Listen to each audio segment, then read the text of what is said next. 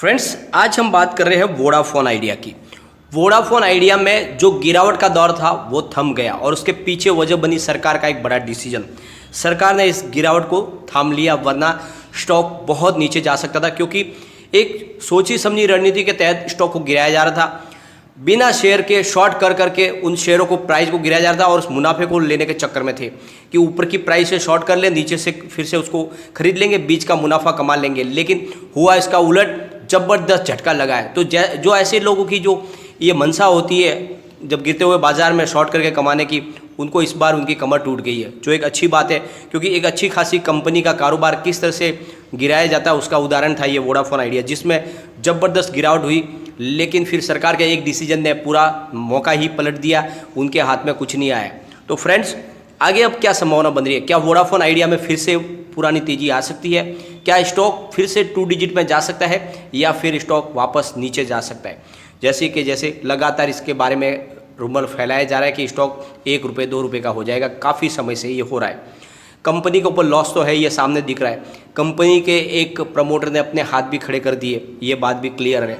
लेकिन आगे अभी सारा का सारा दारोमदार है वोडाफोन वीएलसी के ऊपर, जो अभी भी मजबूती के साथ खड़े हुए और हो सकता है एक बड़ा डिसीजन ले, इसमें स्टेक बढ़ाने की तरफ वो हाथ बढ़ाए, क्योंकि सरकार ने जो पॉजिटिव स्टेप उठाया उसकी तरफ से उन्होंने वेलकम किया गया। तो आगे अब क्या संभावना बनेगी, पूरी की पूरी रणनीति क्या हो सकती है, उसको डिस्कस करेंगे और जानने की कोशिश करेंगे क्या इस लेवल पे इन्वेस्टमेंट करना चाहिए, और जो इसके लॉन्ग टर्म होल्डर है उनके लिए क्या अब राय बन के आ रही है, और क्या शॉर्ट टर्म में भी इसमें प्रॉफिट कमाया जा सकता है या फिर इस स्टॉक से बिल्कुल दूर हो जाना चाहिए। तो सारी संभावना तलाशेंगे। लेकिन फ्रेंड, उससे पहले अगर आप पहली बार हमारे चैनल पे आए तो चैनल को सब्सक्राइब कर दीजिए, एक बेल आइकन दबा दीजिए, ताकि जब भी नया वीडियो बने पहला नोटिफिकेशन आपको मिले। वीडियो पसंद आए तो लाइक शेयर जरूर कीजिए। चलो फ्रेंड, वीडियो स्टार्ट करते हैं। मैं हूँ आपका दोस्त एसबी दवे और हमारे अपने चैनल ऑनलाइन कमाई में आपका बहुत बहुत स्वागत है। सबसे पहले फ्राइडे के कारोबार को डिस्कस कर लेते हैं। स्टॉक ओपन हुआ 6.50 पर, हाई इसने बनाई 7.35 की और लो बनाया इसने 6.50 का, और एंड में इसने 7.10 पर करीब 19.33 पर क्लोजिंग दी है। तो बहुत ही शानदार इसकी क्लोजिंग रही है, करीब 20% के आसपास इसने तेज़ी बनाई है। सर्किट नहीं लगा था लेकिन फिर भी शानदार क्लोजिंग आई है, बहुत ही ज़बरदस्त बाउंस बैक हुआ है।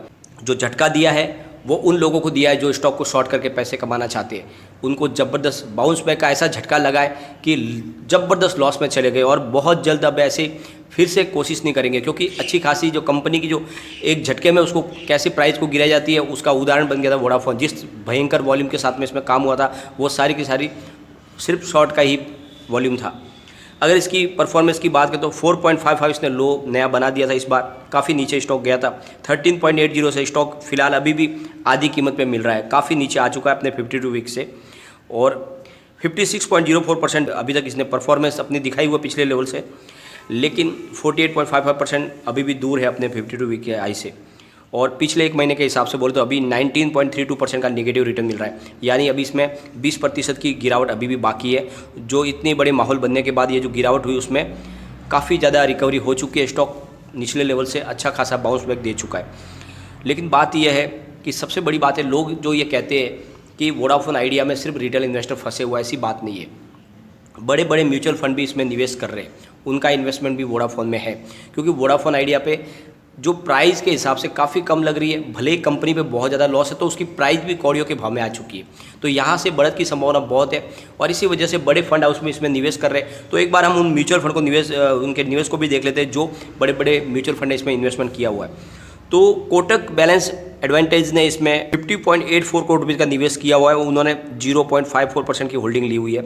बाद में है ICICI pru blue chip direct, जिन्होंने 37.64 करोड़ रुपीज़ का निवेश किया हुआ है और 0.13% की होल्डिंग ली हुई है। फिर उसके बाद में है आदित्य बिरला एसएल आर्बिट्रेज, जिन्होंने 32.18 करोड़ रुपीज़ का निवेश किया हुआ है और 0.43% की होल्डिंग ली हुई है। उसके बाद में है एचडीएफसी आर्बिट्रेज, जिन्होंने 26.26 करोड़ रुपीज़ का निवेश किया है और 0.37% की होल्डिंग ली हुई है। उसके बाद में है एचडीएफसी आर्बिट्रेज होलसेल, जिन्होंने 26.26 करोड़ रुपीज़ का निवेश करके 0.37% की होल्डिंग ली हुई है। और उनके बाद में है निप्पॉन इंडिया आर्बिट्रेज, जिन्होंने 24.93 करोड़ रुपीज़ का इन्वेस्टमेंट किया हुआ है वोडाफोन आइडिया में और 0.21% की होल्डिंग ली हुई है।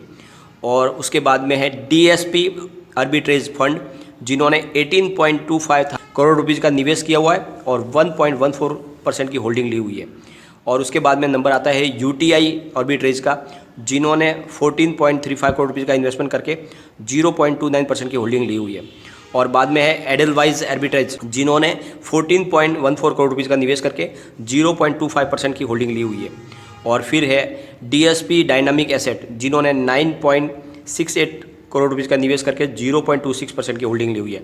तो बड़े बड़े फंड हाउस इसमें निवेश कर रहे हैं। स्टॉक बहुत अच्छा लग रहा है, ऐसा नहीं है, बहुत ही कम प्राइस में मिल रहा है। ये बात अलग है कि कंपनी का भविष्य अभी भी अंधकार में है, क्योंकि आप देख लो कि सरकार ने एक राहत की घोषणा की और उसकी वजह से बाउंस बैक मिला है। सरकार ने एक बड़ी मदद की है वोडाफोन आइडिया की, क्योंकि सरकार भी जानती है वीआई के बंद होने से एक बहुत बड़ा दाग लग सकता है हिंदुस्तान के ऊपर, क्योंकि एक बड़ी कंपनी है, हिंदुस्तान की टेलीकॉम सेक्टर की तीसरी सबसे बड़ी कंपनी है, और इसके जो रोजगार का संकट पैदा होगा वो बहुत ही भयंकर हो सकता था, क्योंकि छोटे से छोटे कस्बों में इसके एजेंट जुड़े हुए हैं और बड़े से बड़े सिटी में लाखों लोगों का कारोबार इससे जुड़ा हुआ है। ऐसे रोजगार एक झटके में छीन जाए तो बहुत बड़ी मुसीबत हो सकती है, और ऐसा स्टेप कोई उठाने नहीं देगा।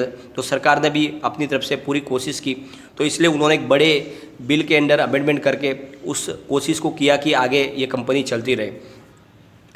अगर एक बार इसके टेक्निकल लेवल की बात करें तो फिलहाल भी बेरिश बने हुए, हो सकता है फिर से थोड़ा सा गिरावट का माहौल बने, लेकिन एक बार इसके पिवट लेवल से हम चेक करने की कोशिश करते हैं कि गिरावट में ये फिर कहाँ तक जा सकता है और तेज़ी में ये कहाँ तक जा सकता है। तो फ्रेंड्स, फिलहाल इसके वीकली लेवल के हिसाब से देखें तो स्टॉक यहाँ से गिरने पे 7.98 का इसका सपोर्ट है, सेकंड सपोर्ट इसका 7.72 का है, और थर्ड सपोर्ट इसका 7.73 का है, 7.33 का है। तो अभी भी फिलहाल वीकली लेवल पर स्टॉक काफ़ी ज़्यादा अच्छा लग रहा है, और यहाँ से दौड़ने पे स्टॉक का फर्स्ट टारगेट 8.63 का है, सेकंड टारगेट इसका 9.02 का है, और थर्ड टारगेट इसका 9.28 का है। तो स्टॉक करीब 9.5 के आसपास जा सकता है, और फिलहाल गिरावट में 7 के नीचे की संभावना कम दिख रही है। तो स्टॉक इस लेवल पे थोड़ा मजबूत लग रहा है, लेकिन बात यह है कि अभी भी जो है रूमर बहुत ज़्यादा फैलाए जा रहे हैं, और रूमर के बेस के ऊपर स्टॉक में गिरावट होती है। लेकिन एक बात का आप ध्यान रखें, इसमें अभी इतनी बड़ी गिरावट की संभावना नहीं है, जो गिरावट हो चुकी है रूमर के ऊपर, और फिलहाल जो गवर्नमेंट ने डिसीजन लिया उसका बेनिफिट इसको मिला है। और ये मामला तब बना जब कुमार मंगलम बिरला ने वोडाफोन आइडिया के नॉन एग्जीक्यूटिव चेयरमैन पद से इस्तीफा दे दिया, और उसके बाद में ज़बरदस्त गिरावट का माहौल बना। लेकिन फिर अच्छी खासी रिकवरी देखने को मिली वापस निचली प्राइस से। परसों के दिन 24% की रिकवरी हुई, और कल भी शानदार 20% की रिकवरी देखने को मिली। तो करीब 44% की शानदार निचले भाव से रिकवरी देखने को मिल गई है, और जो लोगों के मंसूबे थे कि इसको नीचे लाके इसकी 1-2 रुपये की प्राइस की जाए, उनके ख्वाब धरे रह गए। परंतु अभी भी कंपनी के लिए दिक्कतें बाकी है, और जानकारों का मानना है कि कंपनी के लिए आगे काफ़ी ज़्यादा दिक्कत है। गुरुवार को वोडाफोन आइडिया के सीईओ ने कर्मचारियों को आश्वासन दिया था कि उनकी नौकरी सही सलामत है। इससे उम्मीद जग रही है कि कंपनी आगे चलकर कोई न कोई उपाय करेगी और फंड जुटाने की कोशिश करेगी। तो वोडाफोन वीएलसी अभी भी पूरी तरह से मुस्तैद है इस कंपनी को आगे लेके जाने के लिए। आइडिया ग्रुप ने भले ही अपने हाथ खड़े कर दिए, लेकिन वोडाफोन वीएलसी इसको आगे लेके जाने की कोशिश कर रही है। और ये सारे जो मामला सुलटा है उसके पीछे रेट्रो टैक्स की वजह से हुआ है। जो सरकार ने रेट्रो टैक्स की घोषणा की थी, सरकार ने इस इनकम टैक्स कानून में बदलाव का फैसला किया है। यह रेट्रोस्पेक्टिव टैक्सेशन को जो बदलाव किया गया, यह 2012 में शुरू हुआ था, और अब इसको सरकार वापस ले रही है। बिल के मुताबिक सरकार इस मामले में अब बिना किसी ब्याज के उस रकम को वापस कर देगी जो उनसे लिया गया कंपनियों से। दरअसल केन और वोडाफोन इंडिया की कंपनी के कारण ही सरकार को यह कानून को वापस लेना पड़ रहा है। केन एनर्जी ने 2006 में जब भारत में अपना बिजनेस बढ़ाया तो सरकार ने उनसे कोई टैक्स नहीं मांगा, पर वेदांता में जब अपनी हिस्सेदारी बेची तो इस पर टैक्स को लेकर विवाद हो गया। इसी तरह से हज की हिस्सेदारी वोडाफोन को बेची गई थी तो सरकार ने वोडाफोन से करोड़ों रुपए का टैक्स मांगा था। 2007 में वोडाफोन ने हज में अपनी 67% की हिस्सेदारी उस समय 11 अरब डॉलर में खरीदी थी, और इसमें सरकार ने 7,990 करोड़ रुपये का टैक्स मांगा था वोडाफोन वीएलसी के, और तब से ये मामला विवाद में चल रहा था और वोडाफोन ने मना किया था इसमें टैक्स को देने से। रेट्रोस्पेक्टिव टैक्स वो टैक्स है जो इनकम टैक्स विभाग कंपनियों पर लगाता है। इसमें पुरानी डील पर भी टैक्स लेने का नियम है। इसके अलावा वोडाफोन आइडिया इक्विटी और कर्ज से पैसे जुटाने की योजना पर भी काम कर रही है। इससे एडजस्टेड ग्रॉस रेवेन्यू यानी एजीआर के रूप में 50,000 करोड़ रुपये की रकम अगले 10 सालों में चुकानी है, जबकि अगले साल उन्हें स्पेक्ट्रम और अन्य कर्ज को लेकर भी काफ़ी रकम चुकानी है। तो फिलहाल बहुत ज़्यादा स्ट्रेस है उनके लिए, काफ़ी ज़्यादा उनको अभी बहुत सारा उनको कर्ज चुकाना है। लेकिन एक राहत की बात है कि सरकार ने उनको एक बड़ी राहत अपनी तरफ से दे दी, और ये बात भी साबित हो रही है कि सरकार इस टेलीकॉम सेक्टर को लेकर बड़ी राहत की और भी आगे घोषणा कर सकती है, क्योंकि उनको पता है ये टेलीकॉम सेक्टर बहुत ही ज़्यादा तकलीफ से गुजर रहा है। अभी वोडाफोन आइडिया के बाद में एयरटेल भी काफ़ी ज़्यादा दबाव में चल रहा है। उन्होंने भी अपनी प्राइस भी काफ़ी बढ़ा दी है अपने टैरिफ की, जिससे एक बात समझ में आ रही है कि कंपनियों के ऊपर बहुत ज़्यादा दबाव है और इस वजह से सरकार कोई ना कोई जल्दी से निर्णय लेगी और इस वजह से आने वाले समय में वोडाफोन भी सर्वाइव कर पाएगी। और जो इनके वोडाफोन वीएलसी है, उन्होंने भी अपनी तरफ से इशारा किया है कि वो आगे और इसमें हिस्सेदारी बढ़ा सकते हैं। तो जिस तरह से आइडिया ग्रुप की जो हिस्सेदारी है वो अपनी तरफ वो ले सकते हैं और एक नया इन्वेस्टमेंट फंड वो उसमें जोड़ सकते हैं, क्योंकि सरकार ने भी लचीला रवैया अपना लिया है। तो अब वो भी कोशिश करेंगे कि इस कंपनी को बचाया जाए, तो आगे पॉजिटिव संदेश अभी आगे पॉजिटिव मामला बन सकता है और कंपनी में जो माहौल बना था निगेटिव वो अब आने की संभावना कम हुई है। यहाँ से फिर से बाउंस बैक भी संभावना बन रही है। तो बहुत जल्दी स्टॉक लग रहा है कि फिर से 10 के पार हो सकता है। तो आपको अभी ज़्यादा डरने की जरूरत नहीं है, लेकिन अभी भी खतरा टला नहीं है, रिस्क बना हुआ है, लेकिन आप अपने हिसाब से निर्णय लें। अभी फिलहाल फ्रेश इन्वेस्टमेंट आप ना करें, थोड़ा सा इसको वेट एंड वॉच करें। लेकिन अगर आप चाहे तो इसमें लॉस बुक ना करें, वेट करें, जरूर इसकी प्राइस तो बढ़ेगी, तो थोड़ा आपको वेट करना होगा। आने वाले समय में इसके साथ में अच्छी संभावना बन सकती है, क्योंकि स्टॉक तो बहुत ही कम प्राइस में मिल रहा है। लेकिन फ्रेंड, कोई भी इन्वेस्टमेंट करने से पहले अपने फाइनेंशियल एडवाइजर से एक बार एडवाइस ले लें या अपना खुद का रिसर्च करें, क्योंकि मैंने वीडियो आपके एजुकेशन पर्पज़ के लिए ही बनाया। वीडियो पसंद आए तो लाइक शेयर जरूर कीजिए और चैनल को सब्सक्राइब कर दीजिए। Thank you friend.